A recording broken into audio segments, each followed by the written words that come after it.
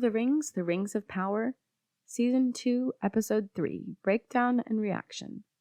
Please note that this video does contain spoilers. Return to the Southlands, aka Mordor. We begin this episode with a flashback of Elendil freeing Berek the horse, who then pursues Isildur straight into Shelob's web. There is a very spider-filled scene, which I do not recommend if spiders creep you out, but the scene ends with Berek and Isildur escaping and fleeing into the woods. There's this really cool moment of foreshadowing for the dead marshes when Isildur comes across fallen Numenorean soldiers in a bog. And it's obviously very sad. Now in the woods, Isildur and Berek come across an abandoned cart where they meet a woman named Estrid. Their dialogue is very cute, and you think, maybe she's a future love interest for Isildur, but then later on she mentions she's engaged to someone else. Who knows, maybe he died. And together they journey towards Pelargir, where we know Arondir kind of headed at the end of Season 1. Along the way, they come across another cart, and it's filled with some folks lying around injured. And of course, it's a trap, so these guys try to kill Isildur, and they steal Berek the horse. But Arondir shows up, and he does this insane spin through the air, just totally destroys these people. And then Estrid and Isildur follow him the rest of the way to Pelargir. Unfortunately, everyone in Pelargir is having a pretty bad time because the very first thing we see is a funeral pyre for Bronwyn, Theo's mother. It was a surprisingly touching moment because I didn't feel very strongly about her character in Season 1, but I think the grief of both Arondir and Theo together, because of the way that they're both grieving so differently, was enough to make me cry like a baby. The way that Arondir communicates his grief is very subtle but powerful, and it made me think about the way that death is so foreign to elves.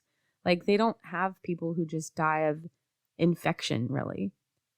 Theo is also extremely bitter, and he's blaming himself for his mom's death. Arondir is trying to give him advice, but that only makes Theo more angry and upset, and he responds by saying, "Hey Arondir, did you ever know my dad?" And Arondir says, "No, I didn't." And then Theo says, "Me neither, but I know he isn't you." And I was like, oh man, that was rough. But if you've ever been around teenagers, you know that sometimes they can be pretty mean. So it was good characterization, but it still hurt to hear it. So in Pelargir, it's basically this kind of relic of Númenor's past, and that's really exciting for Isildur to see. While he's there, Isildur and Theo go into the woods to rescue Berek, and they are intercepted by what we can assume to be an Endwife, though we don't really see it yet. Isildur also has this intimate conversation with Estrid, where we learn more about how his mom died and how it affected him. Isildur feels really strongly that he needs to do something special enough to earn the sacrifice from his mother, but Estrid responds by saying that he just needs to accept this as a gift given freely because he was so precious to her, and that was a really beautiful moment. However, the audience then learns, of course, Isildur doesn't see this, but Estrid has previously sworn allegiance to Adar, and so she has a brand on the back of her neck that she's either trying to cut off or burn off, so this is very intriguing. It's also in this episode that we finally get to go back to Númenor. We open with Tar Palantir's memorial, and we quickly learn that all of Númenor blames Miriel for the loss of their soldiers. Eregion in particular is very hurt and blames Miriel for Isildur's death. We also see that Elendil is operating as Miriel's eyes and ears in the court. I love to see him simping, but it is sad to see how readily he abandons his daughter to go be with the queen. He's standing next to Eregion, and she's kind of opening up about how upset she is about Isildur, and he's just like, "Oh, the queen. I gotta go be with the queen." As a daughter, I would be pretty upset too. So he's definitely losing some dad points there. He's not really doing so great, is he? Later on, after this scene, we go to this tavern where Pharazôn, this new guy named Lord Belzegar, who's like a priest type of figure, Kemen and Eregion are conspiring against the queen. Elendil is sort of eavesdropping, and then he gets really upset. And he insults Kemen and then threatens him for speaking ill of the queen.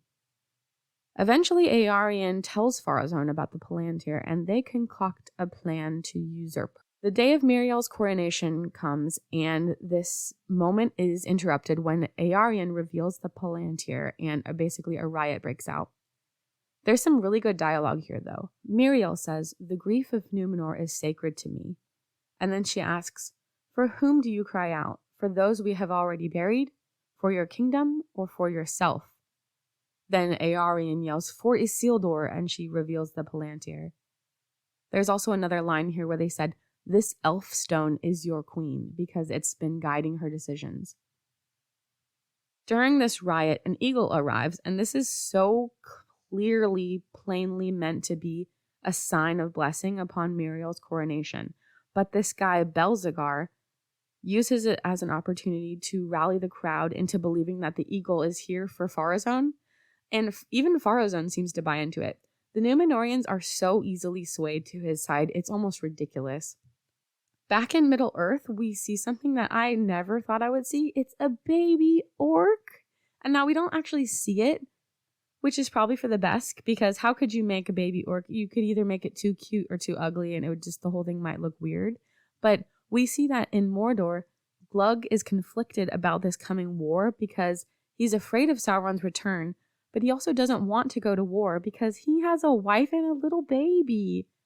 It's a really sweet moment, and I love that we're getting to see more of regular orc life. I was watching this with my husband, and he was like, "I didn't know orcs even had babies." And when you think about the way that orcs are really just basically tormented and corrupted elves, or that's at least where they come from, the way that orc families happen is, kind of the same manner. So we would have orc babies. Damrod the Hill Troll also arrives, and it's going to be really fun to see him later. Back in Eregion, Durin and Disa have been summoned to Eregion, where they're going to hear Celebrimbor's proposal to make rings of power for the dwarves. At first, they're skeptical, and Durin IV is hilariously disrespectful towards Annatar, which I'm sure makes him super mad. Eventually, Durin brings the proposal to his father. We also learn that Celebrimbor is kind of into some shady business now. He's willing to lie to the king, so he writes this letter to Gil-galad, telling him that they're closing up the forge, and this kind of illustrates his desperation and ambition at play. He tells Annatar, "I would grant us the space to complete our work. I have spent an age preparing for this. This is my moment. He will not take it away." And I think while some people might argue this is Annatar's influence at work, I think this is honestly Celebrimbor. Like, this is who he is.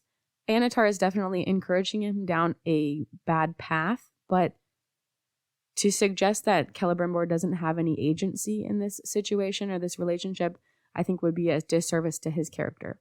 You have to remember, this guy is the grandson of Feanor. The final plot point that we'll discuss today is Khazad-dûm.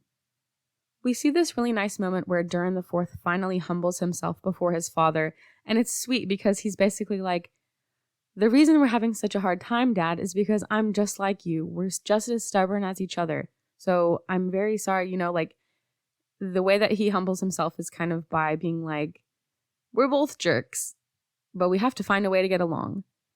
So then he pitches the idea of the rings to his dad, even though he says he doesn't trust them. However, it seems that Durin III is pretty into this idea. So then they begin to collaborate with the Smiths of Eregion. Episode 3 thoughts. I liked this episode a little bit less than episode 2, probably because there weren't any scenes with Galadriel or Elrond. It was nice to have a break from Rhûn, but I miss my elves. It was nice, though, to go back to Númenor, and I'm glad we're finally cooking with this Kingsmen versus Faithful plot. Earion is fully up to no good, and I'm really here for it. I'm hoping that we kind of get moving a little more quickly with episode 4, because it feels crazy to be nearly at the half point of the season already. I have probably the least to say about this episode when compared to the other 2 that dropped this week, which I found a little bit interesting. Make what you will of that. And so if all goes well, we'll be back next week to discuss episode 4. Let me know what you thought about episode 3. I'd love to hear your thoughts. If you want to connect online, you can find me at teawithtolkien.com, teawithtolkien on Twitter or Instagram, or pretty much anywhere.